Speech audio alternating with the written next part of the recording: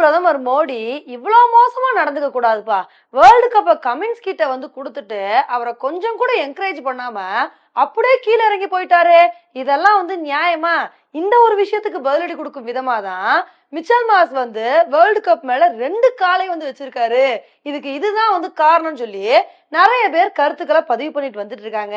இன்னைக்கு நம்ம வீடியோல இந்த விஷயத்தை பத்தி தான் பார்க்க போறோம். இப்ப சோசியல் மீடியா ஃபுல்லாவே என்ன ஒரு வீடியோ ட்ரெண்ட் ஆகிட்டு இருக்குன்னா, பிரதமர் மோடி கமின்ஸுக்கு வேர்ல்டு கப்பை கொடுக்கறதுக்கு வராரு.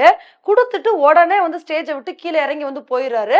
கமின்ஸும் அந்த இடத்துல அப்படியே ஸ்டேஜ்ல மோடியை பார்த்துக்கிட்டே நிக்கிறாரு.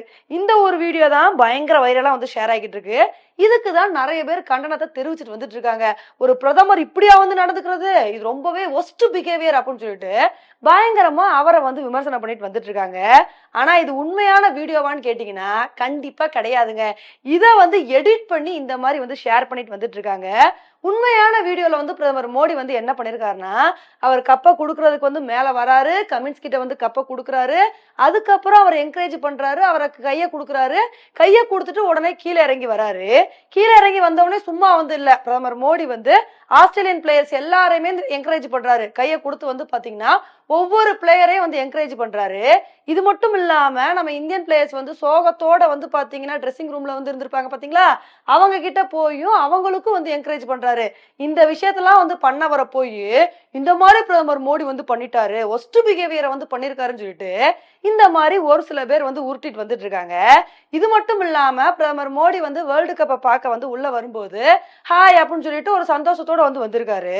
இந்த ஒரு வீடியோவையும் பிளேயர்ஸ் கஷ்டப்படுற வீடியோவை எடிட் பண்ணி பாத்தீங்களா, நம்மளோட இந்தியன் பிளேயர்ஸ் தோத்துட்டு எவ்வளவு சோகமா வந்திருக்காங்க, அவரோட சோகத்துல பங்கெடுத்துக்காம இந்த மாதிரி ஜாலியா இருக்காரு, இதுதான் ஒரு நல்ல பிரதமரா அப்படின்னு சொல்லிட்டு இந்த மாதிரி இஷ்டத்துக்கு வீடியோவை எடிட் பண்ணி ஷேர் பண்ணிட்டு வந்துட்டு இருக்காங்க.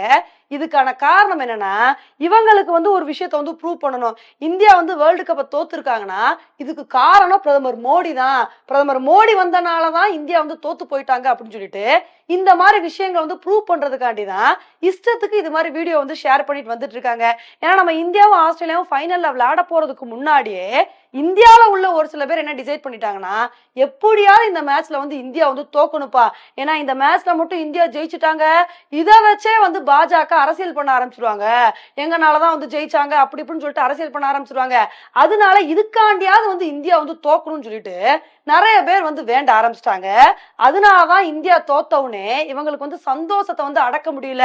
இந்தியா தோத்துட்டாங்க, இது போதும் சொல்லிட்டு பிரதமர் மோடி மேல இருக்கிற வெறுப்புல ஒட்டுமொத்த இந்தியா மேலே காமிச்சிட்டு வந்துட்டு இருக்காங்க.